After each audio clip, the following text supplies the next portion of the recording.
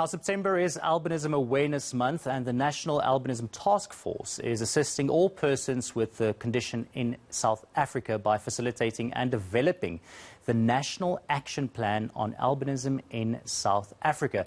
It aims to serve as a guiding document for those responding to the challenges of the condition. I'm now joined by the National Albinism Task Force Chairperson, Mpho Tjope, for more. Good morning, Mpho. Good morning, and morning to us. Thank you so much for joining us this morning. Now, please tell us all, it's a first for South Africa. Tell us more about this National Albinism Task Force and how did this come about?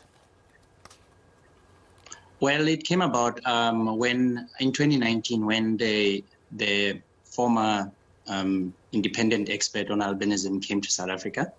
They realized that we were having a lot of organizations representing albinism, so we needed to work as one and collaborate to make more impact and more effort to ensuring that our voices are heard, and it could only be heard when we are united.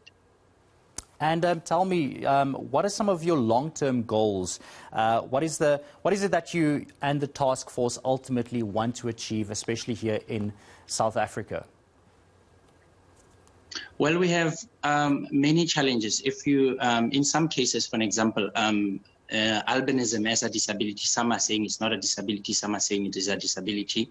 We have challenges in terms of employment, when some would not assist persons with albinism to be employed.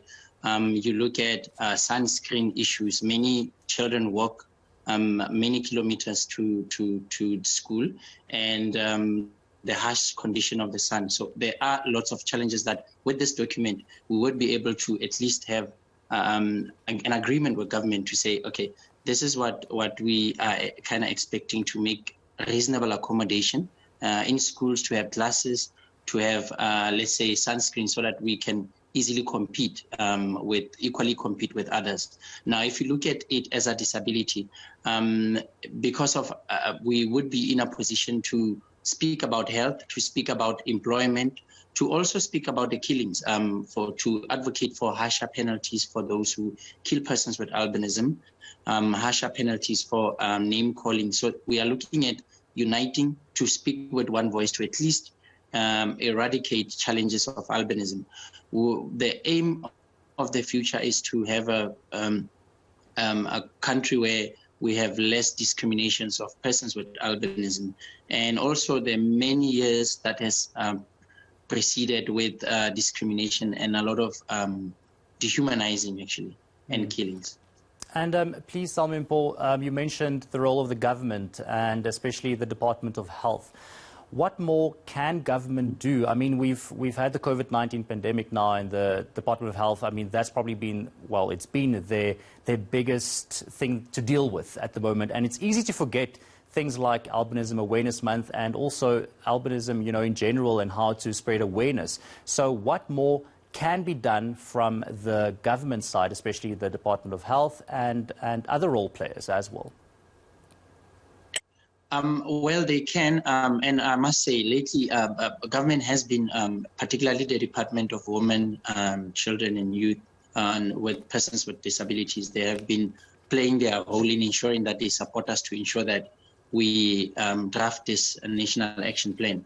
The role that we are looking for in other departments is to ensure that for example, the role in the Department of Education is to ensure that we do not exclude persons with albinism in schools, is to ensure that there's reasonable accommodation in schools, like printing size, font sizes, education of teachers in terms of what albinism is and how to treat learners with albinism. In health, we're looking at sunscreens, we're looking at, so those are the things that we are looking at to ensure that at least we have covered this.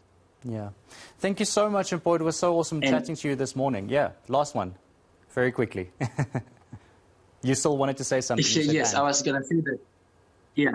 Yes, I was going to say that, and it is indeed a pleasure, because we are working as everybody with albinism has been pulling through to make sure that the document is to their satisfactory. We spoke to many organizations, individuals, experts with albinism to ensure that the document does not only speak to certain individuals, but it is a representative of what South Africa wants. Thank you. Fantastic. Thank you so much. Thank you so much for joining us this morning, very early, I know, but always a pleasure to chat to anybody who wants to spread awareness, especially in the month of September, where it is Albinism Awareness Month, so make sure that you do your part as well.